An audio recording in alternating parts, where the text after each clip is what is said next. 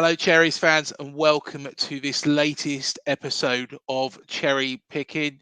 This man next to me needs no introduction. It's Manny. How you doing, Manny? All good, Craig. All good. I'm glad that we found some time to come on. You know, I sort of had to think of an excuse to come on and do some cherry picking because I think when we do it together, don't get me wrong, Matt Harrison is very much missed, as is Sam Harrison. But when we get together, we sort of have a long conversation and sort of talk. It's a little bit like not so much cherry picking, but also a tea party with cherry Bakewell tarts. Exactly. Well, somebody who was celebrating, not with Cherry Bakewell tarts, the weekend, we will come on to the Bournemouth game, was, of course, Gary O'Neill. 2-1 victors over Manchester City. And I tell you what, I'll let you take it away, Manny, because I've had my say on Gary O'Neill loads and everybody's bored with me talking about Gary O'Neill. So go on, Manny. You've got the room.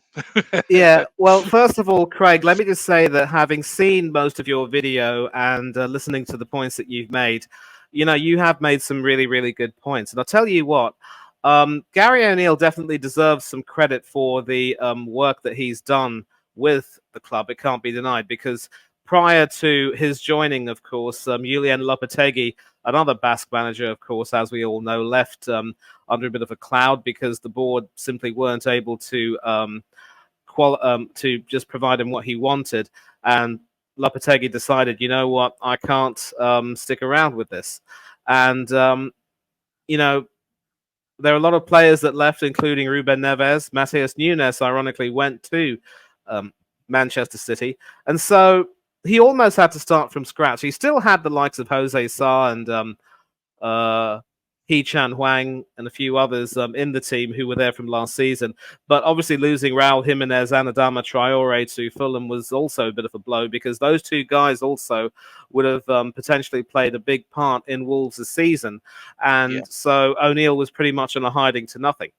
Now, just taking a look at what O'Neill did with City, he set the team up in what was effectively a very pragmatic and a very boring, tiresome 3-4-3 formation. And that is really reminiscent of the type of boring anti-football that Antonio Conte played with Tottenham during his what was supposed to be his full season. Of course, he got sacked before the end of that season. And then, of course, whenever they tried to change it with a flat back four, they ended up getting, completely creamed. It was at St. James's Park under a certain Mr. Howe, about whom we'll be speaking. And just taking a look at how they lined up, obviously, he had the top. He had Craig Dawson, Max Kilman, and Toti Gomez playing as the three centre backs, with Nelson Semedo and Ryan Ait-Nouri as the wing backs. João Gomes and Mario Lemina were the central midfielders, and that left not Morara Neto, but Pedro Neto on the right wing, Hee-Chan Hwang on the left, and Mateus Cunha in the middle.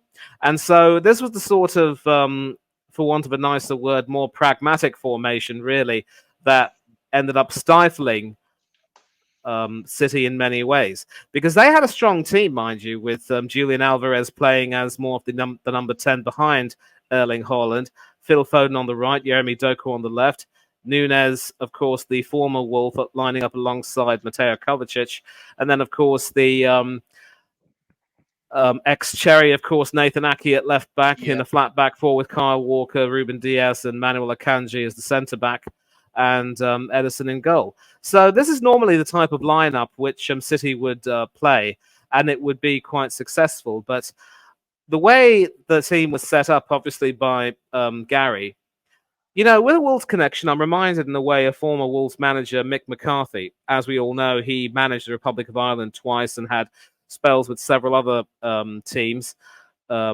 As a manager, we all remember how he was as a player with Ireland and Celtic and Manchester City and other clubs. And Barnsley, of course, don't forget that, his local side. He and Mark Crossley I think need to get together and have a bit of a chin wag or two Barnsley boys. But I remember him watching an interview where he was speaking to Eamon Dunphy, the famous Irish broadcaster, and one of the things he talked about, obviously, was that when he took the Ireland job, replacing the legend that is the late and great Jack Charlton, he obviously wanted to move away from the style of play that Ireland employed.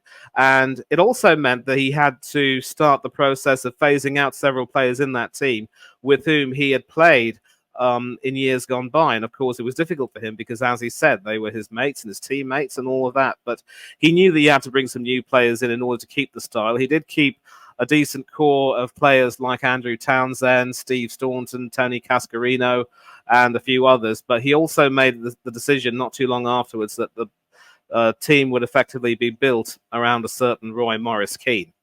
I mean, it turned out well until Saipan, we all know. But McCarthy said that although he that was very much a manager who loved his teams to play football, he was also more of a pragmatic manager who knew that he wasn't going to get away with playing that sort of football against really big teams, whether it's your Manchester City or even your Arsenal back in the day or what have you. So if and you're welcome to check out that video. If you just search Eamon Dunphy and Mick McCarthy on YouTube, that's the first thing you'll find, and you'll see that somewhere near the end. And he basically said that if you have to effectively, pack the midfield, make it more pragmatic, just stifle them, kill the chief, get the 3 points or get the win, nobody complains because nobody bothers how you win as long as you win. And of course, with a team like Wolves, they were pretty much up against it, and O'Neill knew that he couldn't afford a poor result. And bear in mind, when McCarthy played under Jack Charlton with the Republic of Ireland, of course, Jack was known for being exceptionally pragmatic. Mick and Kevin Moran, who I think, if memory serves me right, either played for Manchester United or Tottenham, maybe both. Those two guys had a job of, being the enforcers, as it were. And that was somewhat before the likes of Paul McGrath came into the picture and David O'Leary had been, gradually phased out a bit. But he and Kevin Moran were basically the defensive enforcers who would stifle any activity from the opposing forwards and prevent them from really doing very much. And it was effectively long ball football, not very easy on the eye. And of course, Ireland were not necessarily the nicest team to watch, but somehow under Jackie, they reached the quarterfinals of Italia 90. And if memory serves me right, a certain Jerry Payton, former Cherry himself, was a part of that squad as a backup goalkeeper to the legend that is Packy Bonner. Yeah. So obviously Mick knew about both sides of playing pragmatically and also playing a little bit more stodgily, for want of a better word. And O'Neill was quick to deduce that while he at Bournemouth, if you remember, Craig, liked to use a flat back four with the two defensive midfielders, 3 and 1, or sometimes it would be a 4-4-2. He knew that being a little bit too open and attacking would sometimes not get you the best of results, and there were some results that could definitely have been avoided. And also at Wolves, he knew that the players that he had, if he tried to play with a more of a flat back four and tried to beat City at their own game, it would, just come a cropper. So O'Neill knew exactly what he wanted to do, and he did it perfectly. And if we take a look at where Wolverhampton are in the league table, just trying to take I'll have to sort of go back and see. Yeah, at the moment, Wolves are sitting in 15th with the City win being only their second of the season, tallied with a draw and 4 losses. And AFC Bournemouth have 3 draws and 4 losses. So if 2 of those draws had been converted to wins, you could see that there wouldn't be too much of a difference. Now, this isn't a means of trying to demean what Gary has done, because obviously, you want to try to get some wins on the board. But it goes back to a little bit to what you were saying in the video about how you made a bit of a mistake. And the point you made where you said you pretty much got a new coach coming in with a new philosophy, but more often than not, but more or less the same players from last season. And to be fair, you have brought in some new players. Justin Kluivert, Tyler Adams, who's out injured. I believe Kirkes is also new. Zabani, I think, did you have him last season, or was We he? did, Was yeah. it? We signed him in Yes. January, which I personally think they had in mind to bring in Iraola at that time. So I think Neil Ah. Blake and Richard Hughes were working on Iraola type players. But the thing is the Gary O'Neill style of play wasn't as attractive on the eye, like you say. No. It's very pragmatic. Liverpool, if we went and played against Liverpool like we did against, let's take, for example, Saturday's opponents, Everton at home, we were all over Everton. Don't get me wrong, Everton were poor, but we were able to dictate that game because we were a better side than them. We had a lot more confidence than them going into that game. Okay, we our unbeaten run, which a lot of Are you people forget are you about. talking about the league game or the League Cup game? To be honest, both of them were pretty good. Both of them were pretty good. They were both Because wins. yeah, because are you because you haven't played Everton yet, but you're talking about having played them last season, right? Yeah, last season, of course, we Okay, played cool. them last game of the season as well at Goodison. Probably less said about that the better. But the Yes. thing was we was able to control that game. Now go to that Liverpool game that we won 1-0 at Dean Court. Liverpool, quality side, not particularly having the best of seasons. And likewise, we can say this with Spurs as well. But Gary O'Neill had the tactics down to a T and adapted. And by adapted, I don't mean change the whole style of play. What I mean is he adapted and changed certain parts. Bring it on to Iraola. And of course, we will come back to this in a bit more detail, but it feels like Arteta and Iraola play the same sort of game. Well, to be honest, it's an identical style. Now, what Arteta has got at Arsenal is players that are used to playing for Unai Emery, Arsene Wenger before that. There is a style of play that players signing for Arsenal and players that Arsenal go after because they've played that way for so long. What we've got here at Bournemouth is Eddie Howe is probably the most similar to Iraola, but not identical in any way. Probably the No. most similar. But we've got a group of players that haven't played that way. Of course, we're not up to the levels of standards and standards that Arsenal are. The Arsenal players. And what we've done is we've thrown these players together and asked them to play a certain way. Now, I don't know about Vallecano going back. I've taken interest in Spanish football, and I know that Iraola did a good job. But the question is were those players and was that style of that football club like that throughout? I honestly don't know the answer to that.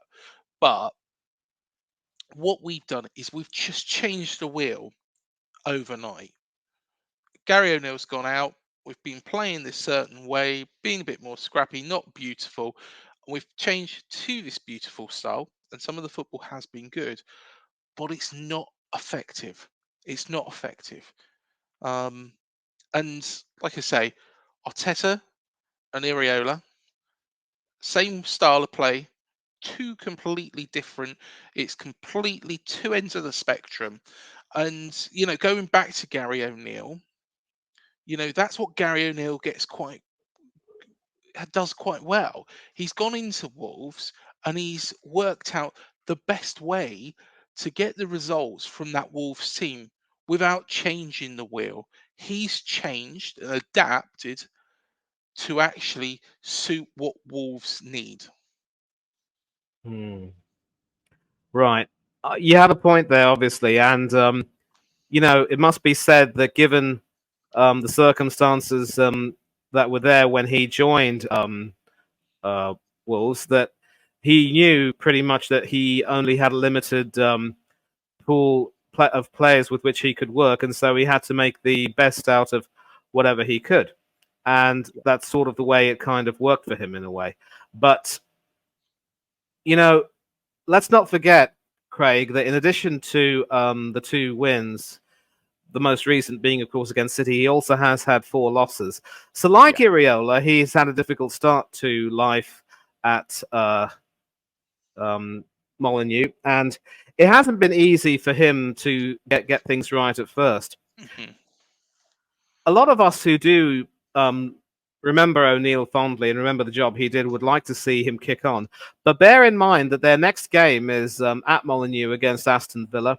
Then, of course, the return to Dean Core for O'Neill. And then, of course, another game against Newcastle. So what worked against Manchester City I don't know if that would necessarily work against teams like Aston Villa and Newcastle. Aston Villa, of course, are managed by another Basque manager, Unai Emery, and they also enjoy playing the high line. In fact, speaking of Aston Villa, I'm keeping an eye on their Europa Conference League game, which they're playing at Villa Park right now. 67 minutes, they're still goalless, so this is a bit of a worry because they need to get cracking in Europe after all the hard work they've done. They need to start winning, and it's going to be interesting to see if this same style that O'Neill used perfectly against City would work against Villa, back against Bournemouth, and of course against Newcastle. And Newcastle, of course, we will speak about later. The Magpies are flying high, so it will remain to be seen how effectively he can work that. And if he's able to get some good results in those games, then maybe we can say that the City win wasn't just a flash in the pan. So maybe it's a little bit too soon, in my opinion, Craig, for you to say that you made a mistake getting rid of O'Neill. Because, again, these run of games that both Bournemouth and Wolves have could potentially change something. It could be that you get a good result against Everton, you really turn the screw on them, and then that could give you the confidence to try to show Wolves that you've moved on from Gary. And then the next game against Burnley, who, despite their win over fellow strugglers Luton, still look very, very, scared. Really, I mean, they're adapting to life in the Premiership and they're finding it very, very difficult. I would definitely say that these 3 games could determine everything. Now, of course, I want to talk about how you speak about these similar styles of play between Arteta and Iraola. First of all, the formations that were used that day were quite different. Normally, we play with a 4-2-3-1 formation just like Iraola does, but because we somehow have to try and find a way to accommodate Edward Nketiah, and also because we have a situation where Thomas Partey is injured and Arteta still doesn't quite trust Jorginho rather. We play a midfield 3 with Martin Odegaard on the right, Declan Rice in the middle, and Kai Havertz on the left. The less said about him, the better. It was a pity penalty that he was given that day, and it was utterly pitiful, pun intended. I mean, he scored, but still, it was ridiculous. And then, of course, just to accommodate Eddie Nketiah, who, despite wearing the number 14 jersey, will never compare to the original number 14, Thierry Henry. Saka was on the right, and then he hobbled off and had to be substituted before the end of the game. And Gabriel Jesus was on the left. Although, I suppose, to be fair, you could see Nketiah and Jesus sort of switching positions every now and then, with Nketiah possibly going to the left and Jesus coming in the middle. And, of course, it was Jesus who headed the ball against the bar, which caught Neto completely off guard. And poor man marking, it must be said, allowed Saka to just go through and sort of poke that in. Then, of course, the 2 penalties from Odegaard and Havertz, and then a headed goal from Ben White. I'll tell you what, we might have scored 4 goals, and we might have probably had shown that we could play the better attacking football. But, and this is a pretty big but here, it wasn't exactly as clinical or, overpowering a performance as a lot of people would think it was.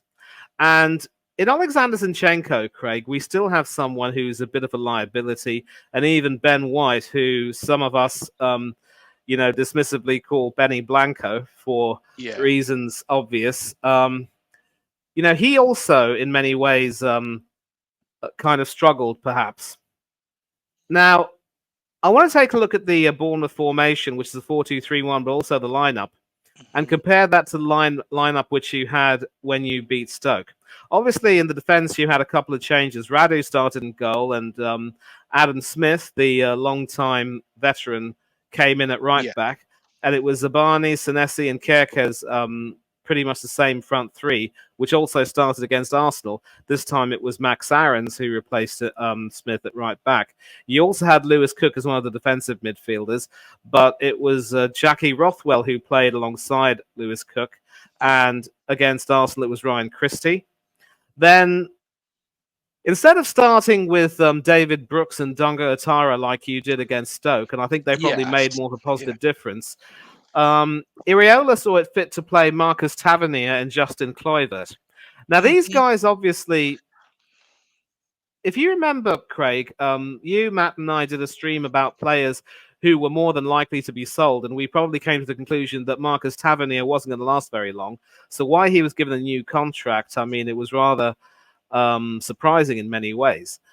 Billing and Solanke, of course, are two players who are expected to start in Bournemouth's Premier League games because they are probably two of your team's best players. But these two, attacking midfielders, Tavernier and Kluivert, both of them were substituted and replaced by Luis Sinisterra and Donga Atara, respectively. And you could tell that when Sinisterra and Atara came on, they sort of added that speed and pace, and they were able to run. I've been very impressed with Atara, by the way. And one of the things which I was a bit surprised with when it came to Iraola's selection was that he would have considered what really worked well against Stoke and tried to use that against Arsenal.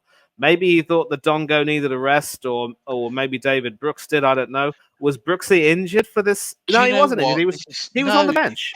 It was just. Do you know what? This is my biggest argument. David Brooks is ready to start a football match.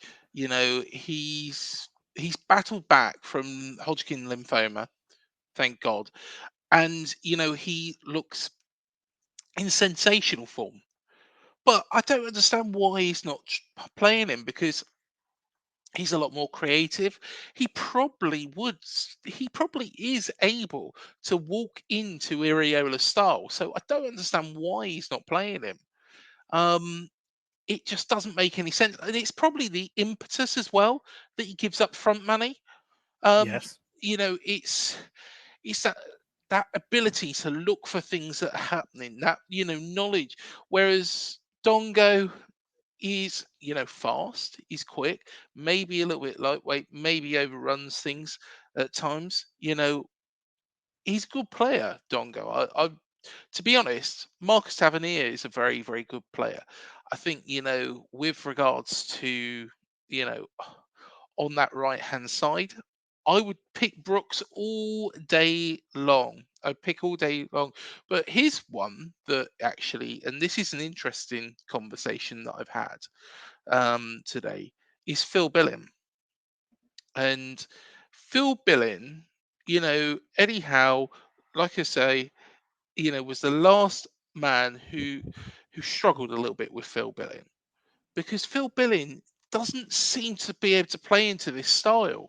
He's great at threading the ball through, but he's not the world's greatest passer. He's one of those players that he fitted a style. He fitted um you know effectively a mantra. He could walk into that Wolves team and be back on fire, because he's used to getting involved and the ball being passed back to him, like Solanke used to do. Um, Now it's just pass, pass, pass. And I know you say, 4-0. Did it flatter Arsenal? I don't think it did. I think, you look at how many chances did we have in that match? We had one, two. I think as soon as that first goal went in from Saka, there was only going to be one outcome. Only going to be one outcome, because the style was pass, pass, pass, not do much with it, then pass, pass, pass. Oops, we made a mistake at the back, and then we've conceded either a penalty or a goal or something like that. Um, and that is my main gripe with Iraola. We should be playing Brooks. With regards to Phil Bill, we're not. This style is not working to the best of his ability. It's not getting the best from him. Eddie Howe's style is probably the most similar, not identical. Eddie Howe got more out of Phil Bill than and you could say Phil Bill, okay, understandable at that time because he was that much younger, still learning the game. But um, I think something needs to give because the style of play that Iraola was playing at Vallecano is pretty enough, but we're making mistakes. We're not making the attacks. And Manny, do tell me if I'm wrong here, but by persevering with that style of play, we're going to get relegated. We're going to get relegated by persevering. Mate, listen. Like, see, there are going to be occasions, when the style of play can work, and especially if you're going to come up against teams like Everton and Wolves, who are going to have to be very pragmatic. If you select the right players, you're going to get through it. You're going to do fine, and that's one of the reasons why I brought up David Brooks in the League Cup game against Stoke, because look, you've now managed to make it to the round of 16, and that's something that Manchester City couldn't do. Mm-hmm. So, Yes. obviously, I mean, the League Cup run is probably secondary to the Premiership. As you mentioned, the Premiership is your bread and butter, while a nice, if you do somehow manage to win the League Cup against all odds, that would be the cherry on top, it must be said, pun intended. Yes, most definitely. But the reason why I brought that up is because if he was able to select a lineup which didn't really have that many changes from the Stoke game to the Arsenal game, then sometimes you have to pinpoint where the differences were. Aarons replaced Smith, but then it was Aarons who actually gave away the one of the penalties. I think it might have been the second, the first penalty for the foul on Saka, and Odegaard ended up taking it. And also another issue is that if Phil Billing can't really play as the number 10 in that position, something tells me that could be tailor-made for a guy like Ryan Christie to come in there, and maybe Jack Rothwell can go back alongside Lewis Cook.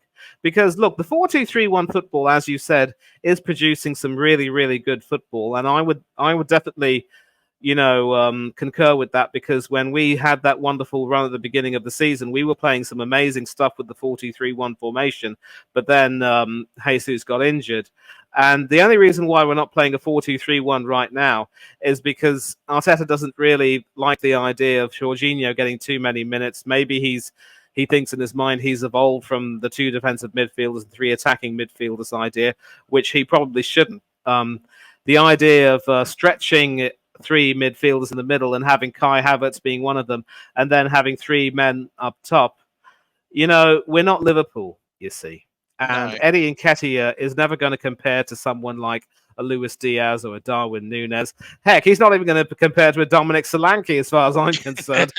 But, somehow Arteta's able to make it work. And I think the 4-3-3 can be a little bit fluid at times, especially when Jorginho does come on as a substitute. If Rice is still on the pitch, the 2 of them can sort of settle back in and sort of protect the back 4. And that's sort of the way it can work in that respect. But look, I think the 4-2-3-1 formation will produce some good football. And if we do take a look at your next opponents, Everton, under Sean Dyche, they pretty much have a habit of playing a 4-5-1 formation. Flat back 4, 5 midfielders spread apart, and then 1 lone striker, be it Dominic Calvert-Lewin. There's no Demarai Gray, there's no Neil Maupay. So Calvert-Lewin and this guy named Beto Gomez-Betunkal. I would like to see Dyche become a little bit more adventurous and maybe play a 4-4-2, but I don't think that happens.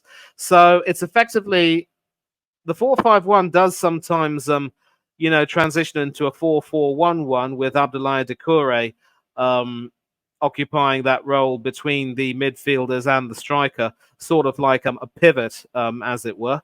And that's sort of the way it is. So Everton do tend to pack the midfield.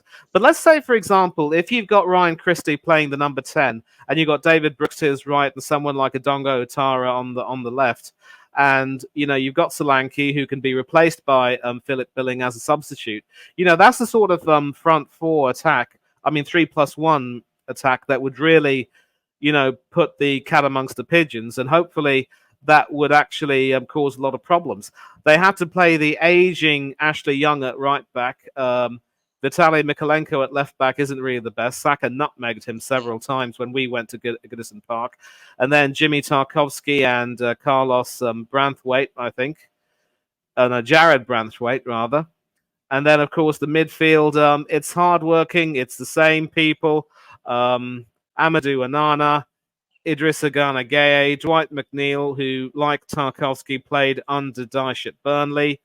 And it doesn't really look very attractive. So this should be the opportunity, especially given their lack of confidence, having lost to Luton Town of all teams, to try and get something from there and really play at their insecurities. And another problem is, if you want to play that kind of attacking football with a high line, Craig, you got to make sure that your defense is spot on.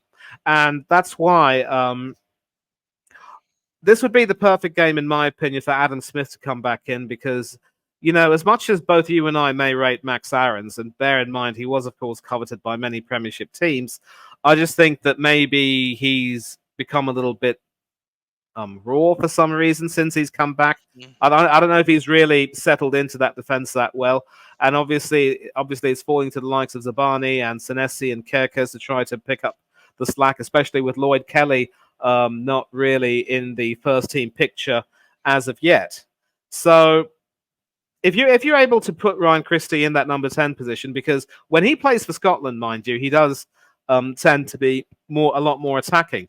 So I'd like to see Iraola do a lot more research, especially on his internationals, to see where they play and how they're able to be successful. And if he can find a way to incorporate that, then that would be good.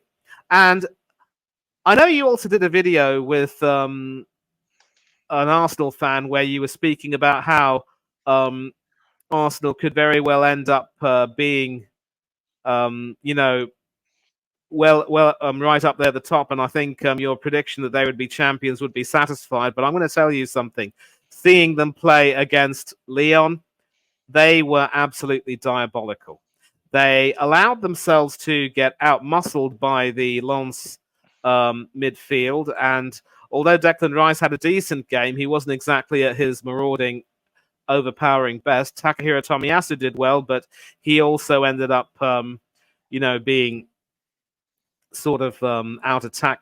Skinned down that right-hand side, down the left-hand side most of the time by Lens. And we take a look at Lens's formation. They have a 3-4-2-1, which Unai Emery likes to use. So it's not the same pragmatic formation that Gary O'Neill has used.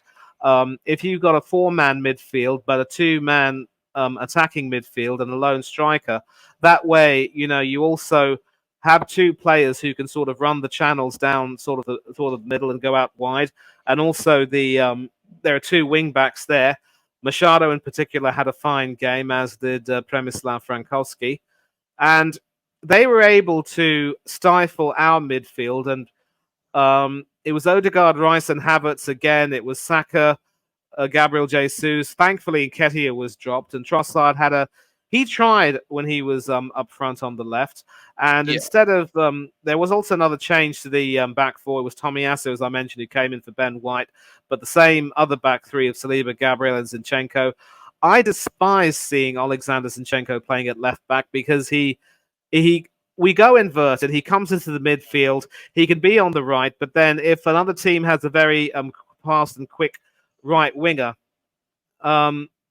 he's nowhere to be seen, and the attacks go down that side, and we're weak for defensive cover. It happened in the North London derby. It happened against Lens again. All the same failings of Arteta's tactical ideas are just resurfacing. If he had a more orthodox left back, he'd overlap perfectly whoever's playing on the left. In this case, it was Trossard, because Gabriel Martinelli is, of course, injured. And then I know Tierney's injured, but Tierney just plays that orthodox role, that overlapping role, so beautifully. And when Real Sociedad, where he is now, played Inter Milan in the Champions League, he kept Denzel Dumfries quiet. And if you've Mm. seen the Netherlands in the World Cup, you know how how lightning quick and how powerful Dumfries is. So to have that sort of a performance, it's a feather in his cap. And now he's out until the new year with a hamstring injury, although I hope he'll be able to recover quickly. He's taking to life in Spain like a duck to water. But the point is, even Arteta's system, as you can see, is not perfect. And that's another reason why, unless he um, takes a look at the entire team and sees what has to happen, unless he decides that Kai Havertz has no role to play in his team, unless he is in any way willing to go back to the 4-2-3-1 formation with Jesus at the lone striker, with two defensive midfielders. And again, he doesn't really trust Jorginho that much, but Thomas Partey is also out injured. And this season, whenever Partey was playing in the beginning, he was playing him at right back to have him cut in. Mm. I mean, you've heard of the saying, if it isn't broken, don't fix it, haven't you, mate? Well, why are you trying to do something different? Why are you trying to, tinker and experiment and seeing it all go wrong? And then just because you like it, you play the same you play the same way, you use the same tactics, and you don't get the results you want. If PSV Eindhoven hadn't have equalised that night, we would have been sitting third in the Champions League group after two Mm. games, and that would have been horrible. Yeah. So we've flopped this time around, and unless we get our act together, unless Arteta bucks his ideas up, we could end up suffering Champions League humiliation. So that just goes to show even Arteta has his problems. But one person who doesn't have any such problems, Edward Howe. Yep. And we'll come on to him very, very soon. But a good, interesting points made there about Everton. And I Yeah. think if you take out Sheffield United, because I think Sheffield United easily the worst team in the league by far. But you take into account all the other teams, you've got to say Everton have got one of the weakest squads in the Premier League. But Oh, yes. one thing that Sean Dyche does very, very well is he knows how to get the best from that side. And how he gets the best from that side is by going very, very direct, very quick. If we go up to Everton and we play that style of play, we'll pass it around. We won't do much with it. You know, we won't make many opportunities. Hopefully, fingers crossed, we can get on the score sheet through it. But you know, that's not a given. But we'll pass it around. We'll manage the game. Possession based. We'll be on top of that. That's absolutely fine. But what Sean Dyche will do is he'll allow us to do that. Tarkowski gets it at the back and hits us quickly on the break. Calvert Lewin will be waiting there. The ball will be threaded through, and it'll be from one end to the other, probably a space of 20, 25 seconds. Everton will get it all the way up in the back of our net. Whereas we're controlling the game and we're managing the game, we're playing the better football. This is what the problem is, and it feels like Arteta is in a similar, consider it's good you brought up that Lons game because I think this is a problem. I feel that maybe just follows Basque managers around. Is this style where it's pass, pass, pass, pass, pass. We're going to manage this game. We're going to do what we and there's no threat. There's no impetus. There's no willingness to change. Especially the formation, the personnel.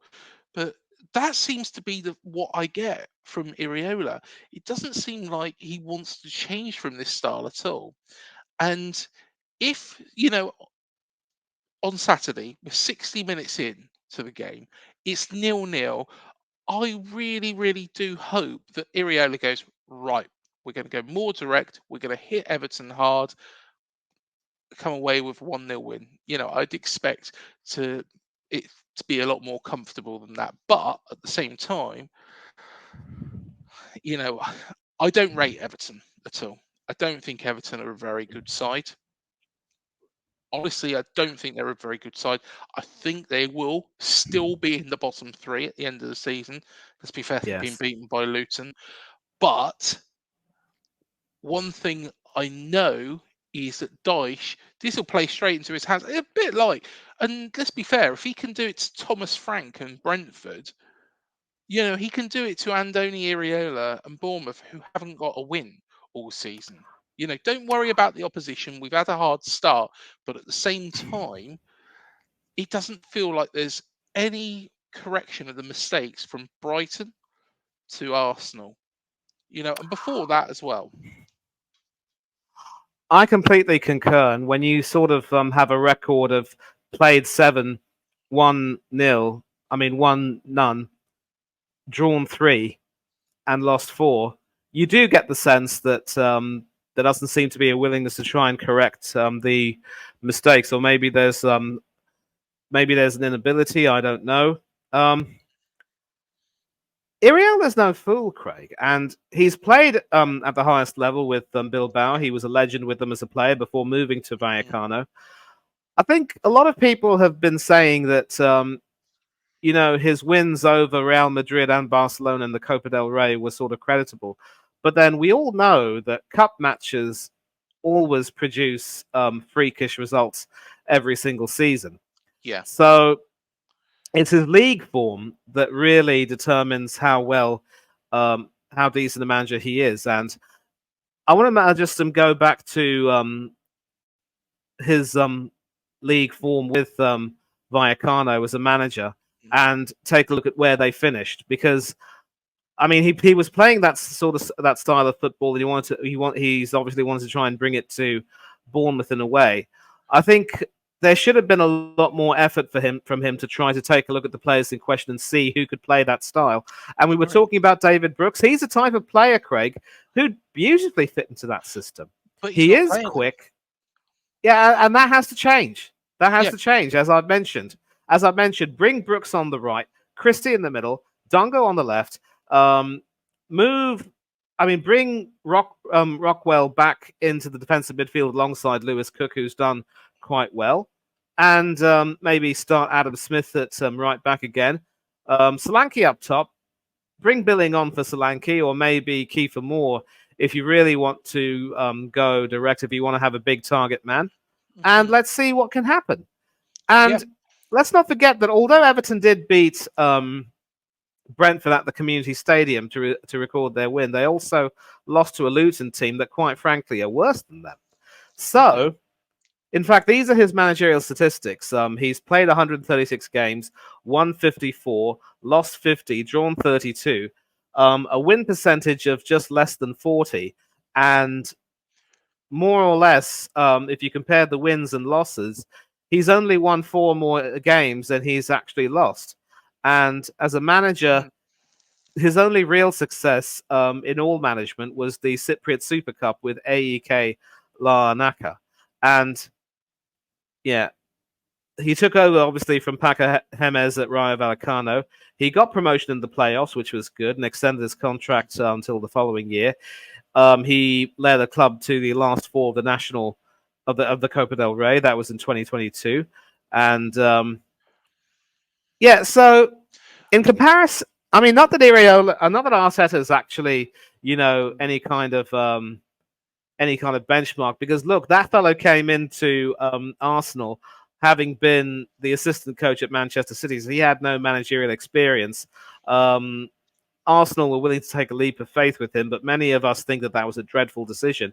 You could say in some ways, Craig, that this was more of a leap of faith, bringing Iraola in.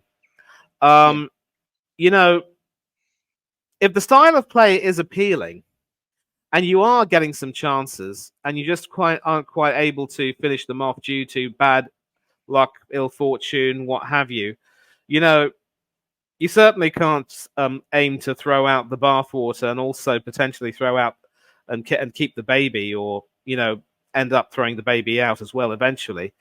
You just have to tweak the system and make it work.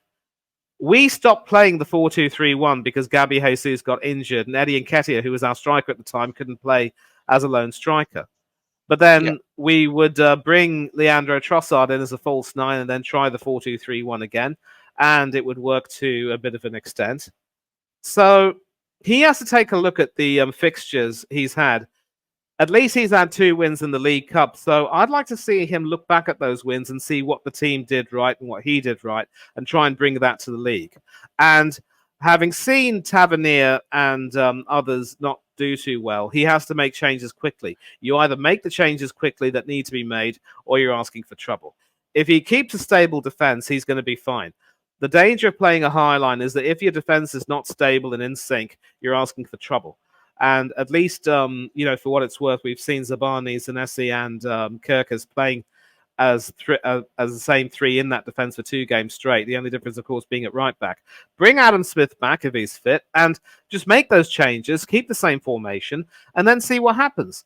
Of course, another motivating factor is that Everton do have the ex-Cherry Danjuma in their squad.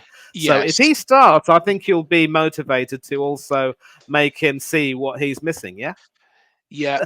And wow, I think I really do like Iraola. The stats at Vellicano are very, very good. Um, in fact, I believe, in Cyprus, he wasn't really that favoured, but he did very, very well in Spain. Now, I really, really want it to work out for him. He comes across really well in interviews.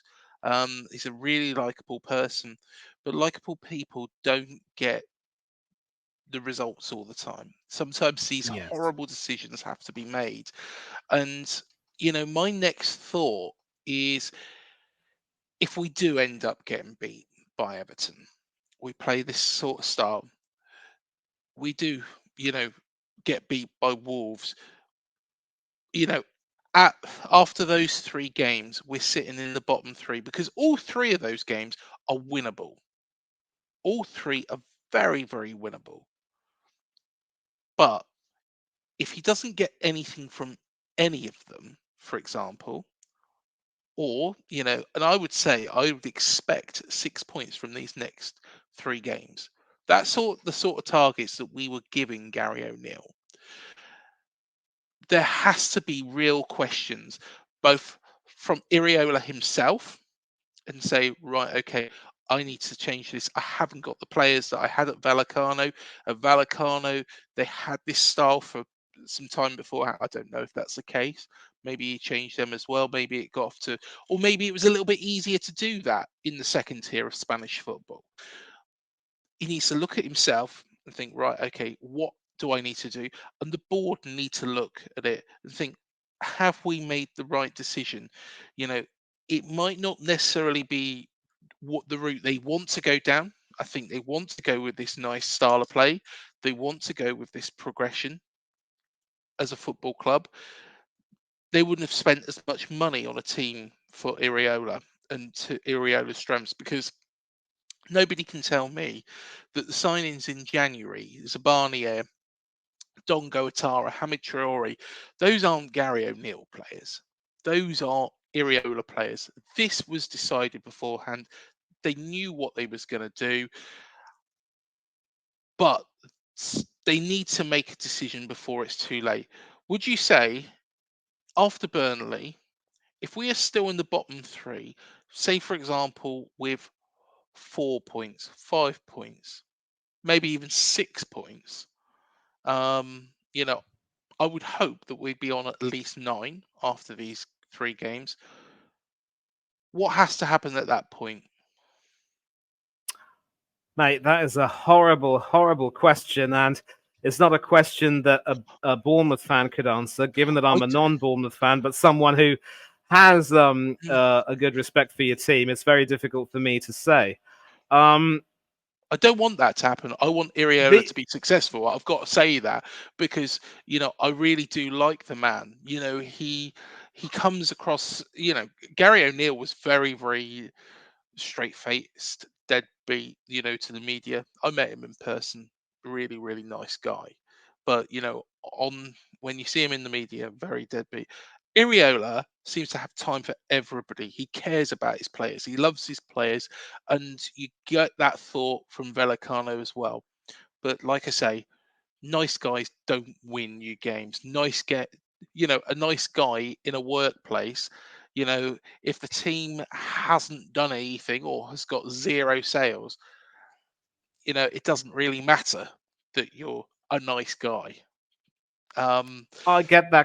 I get that completely. And, um, you know, Iraola is a nice bloke, but you don't get to play for several years at one of the I wouldn't say biggest clubs, but definitely a consistent club in mm, Spain without having something about you. He made 400 league appearances for Athletic Bilbao over a 13-year spell, if memory serves me right. And there is a kind of steeliness about him, and he knows that he has to take some hard decisions.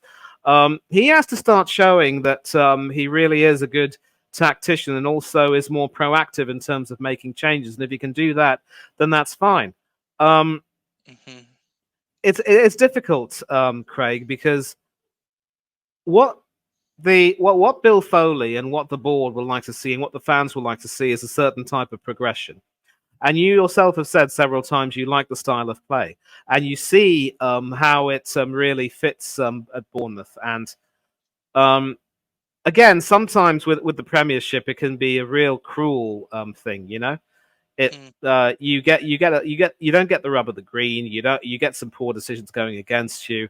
Sometimes you try hard and create some beautiful chances, and yet it just doesn't fall in your favor. And that's sort of like life the way it is. And as you can agree, you haven't had the kindest run of fixtures up till now. Um, it's as if with Liverpool to come up a little bit later on after these three games, you're almost counting on a miracle, and that's not the way it should be. But I'd like to think that there would be a little bit of sympathy, and if a decision would have to be taken, it would be taken probably by the end of November, which would give time for the interim coach to sort of steady the ship until the January transfer window or the new year rather, and then you can look for a new manager who can just steady the ship. It's tough, it's hard, but that is sort of the way it is. It happened to Unai Emery yeah, at Arsenal, albeit in the second season when, after a first season where he did really well with us and was just denied Champions League positions via the league and the cup at the very end. We wanted a lot of us wanted him to build on that, but when the performances started to tank a bit, we didn't really see any real sign of improvement. So we had to make the tough decision to send him on his way. I hope and pray as well that it doesn't happen with Iraola, because in as much as I think Gary O'Neill was very harshly treated, I would definitely go so far to say that Iraola has made an instant impact at Bournemouth with his affable character. Um, we'll just have to take a look and see. But you got to have the confidence and belief that you can beat an Everton team who, quite frankly, don't play some decent football and who have a tendency to follow up a really good performance with some really bad ones. Bear in mind you, last season they creamed Brighton and Hove Albion at the Amex Stadium to the tune of 5-1. And De Zerbi went on to say, "You will see a different Brighton next time around." I can't get the accent for the life of me. I mean, it sounds more French or Iberian than Italian, but so sue me. But obviously, Brighton, of course, went on to beat Manchester City and secure mhm, Europa League football, and Everton still had to depend on a last day win over you lot by the skin to survive by the skin of their teeth. And yeah, interestingly enough, taking a look at that the lineups that day, O'Neill actually used a 4-2-3-1 formation, and Dyche went with a 3-4-2-1. So slightly different to what would normally be used, but obviously O'Neill felt that he had the players to do it. Ryan Christie, of course, was in that number 10 position. Brooks and Atara were there, and Solanke up front. My goodness, it's as if I have this tendency of ability to sort of go back to the future and predict it. So yeah, and then of course somehow he ended up playing Jack Rothwell and Philip Billing as the. I know it was Jefferson Lerma at that time who was wearing the number yeah, 8 jersey, and then of course he left the club. Maybe not acrimoniously, but still, I mean, obviously you can't forgive the guy. Moved to Crystal mm, Palace, I think. And then it was Billing who was playing as a defensive midfielder of all things. Maybe he didn't feel comfortable playing in that position. And then Adam Smith, Ilya Zabani, Marcos Senesi, and Lloyd Kelly at left back with Mark Travers in goal because I think Neto was injured then. And Yeah. Neto, actually, Travers has since gone on to play at Stoke, and I think he couldn't play against you lot because he was cup tied in the. I mean, not cup tied, but obviously the loan agreement made it crystal clear that he couldn't turn out against you guys in the cup. So it Yeah. was effectively, yeah. So I'm trying to take a look at that last fixture, that corresponding fixture, to see how the teams lined up, because obviously how Everton lined up that day will be very difficult to how they'll be expected to line up this weekend. He's still going to look to play the flat back four and try and play the five across midfield, or have the central of those five be a pivot with a lone striker up top. And the only thing I would say is that Zabani and Kelly have got to really make sure they get their man marking spot on, because as they allowed Bukayo Saka to score and just weren't able to get to grips with the strike force, then they cannot afford to allow Calvert-Lewin to get any space or come into that. And as long as the defense is solid and the midfield are working perfectly, you should have the confidence to think we're going to go there and we're going to avenge that defeat in that corresponding fixture last season. You just got to have the belief. You can't let fear cripple you. And if you want to be brave enough to try and adapt a new style of football, then you've got to just think to yourself, against a team like Everton, should we really be afraid? Should we really allow ourselves to let self-doubt or self-loathing cripple us? I don't think so, mate. So just go in there, most importantly, make the changes you need to make, and hopefully everything will be fine. Well, fingers crossed, fingers crossed. Last thing really to mention, though, before we do wrap it up, is a certain Sir Eddie Howe of Bournemouth, as we like to know him, the legend. And he's gone from beating Chester to set up that game against Grimsby to beating a team that contains Mbappe. Yep, he's come a long way. As Yes. he's come a long way, baby, as Norman Cook would say. Norman Cook, of course, is the real name of Fatboy Slim. Yeah. And yeah, I mean, it's been 20 years for Newcastle. Good on them. It's been a long wait. It's been well worth the wait. And the 4-3-3 formation with Guimaraes, Longstaff, and Tonali in that midfield, it worked a treat. And they blitzed Aston Villa on the first day of the season. By the way, Aston Villa were able to beat their opponents in the Europa Conference League, but by the skin of their teeth, with the last chance of the game deep into injury time.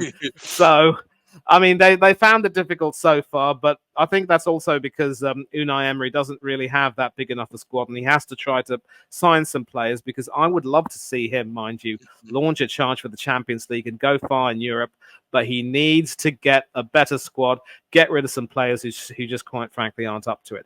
But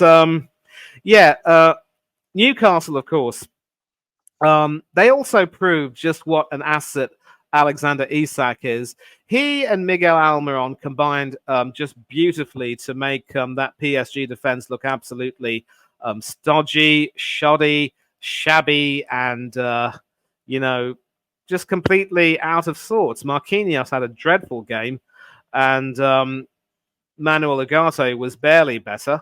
Milan Skriniar, I think, was just plodding along. And I think in as much as we have to give Newcastle their props, PSG have been a pretty shabby group this season. Shoddy, Yes. insert whatever adjective you like, beginning with S. They haven't been doing well in League A. They've lost quite a few. And they did beat Borussia Dortmund, but it wasn't a very effective win. And now with the loss to a Newcastle team that were, just pumped up and motivated, they sat back brilliantly on the counter and were able to allow Dan Burn, Jamal Lascelles, Fabian Schär, and Kieran Trippier to effectively stifle Kylian Mbappé, Randal Kolo Muani, Ousmane Dembele and company. Those three, mind you, of course, were in the France team that lost the World Cup final to Argentina. Yeah. And don't forget Lucas Hernandez, who, of course, started the first game of that tournament but got a knee injury and was replaced by his brother Theo. But they made that team completely look ordinary, and it's another bad result in what has been a dreadful start to the season. I think Luis Enrique once again has been shown to be a poor appointment, really. And credit to Newcastle, they've done as well as they can. And if this is what Champions League football is like, then I think the Geordies are going to be saying, let's have more of it. So credit to Eddie Howe. The real tests, of course, will come later on in the group when PSG will be looking for revenge at the Parc des Princes. They still have to face Borussia Dortmund, who will be a tough proposition both at the Signal Iduna Park and, of course, at St. James's Park. And let's not forget another clash against AC Milan, a reunion for Tonali with his former teammates. Yep. It's going to get difficult, but they've actually managed to do really well when we floundered. And Eddie Howe has made Arteta look, quite frankly, amateurish. So, but he's done well. He's stuck to what he knows well, and that is exactly what Iraola should do. Stick to what you know well, make it work, and you just might get the results you want. Well, there we are. So, hopefully, fingers crossed, Iriola's style of play does come off, and just persevere, make those tweaks, and we'll get there. Let's hope. Well, I think that's pretty much all we've got time for this week. Manny, thank you as always. You'll be back next week, won't you? Definitely. I mean, you call, I come running. Excellent. That's Thank the you. motto. Thank you, everybody, for watching us as well. Please remember to hit the like, subscribe, bell button. Follow us on all the podcasts as well. But until the next show, up the cherries, and we'll see you in the next one. Thank you for joining us. Thank you all. Take care. Cheers.